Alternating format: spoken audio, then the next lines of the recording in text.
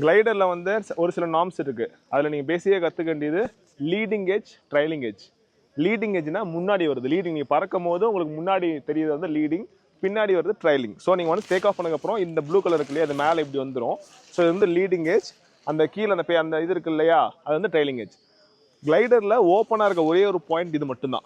ஏர் உள்ளே போகிறதுக்கான ஒரே ஒரு பாயிண்ட் வந்து இது மட்டும்தான். வேறு எங்கேயுமே வந்து ஓப்பனாக இருக்காது. இந்த ரெண்டுமே துணி தான்.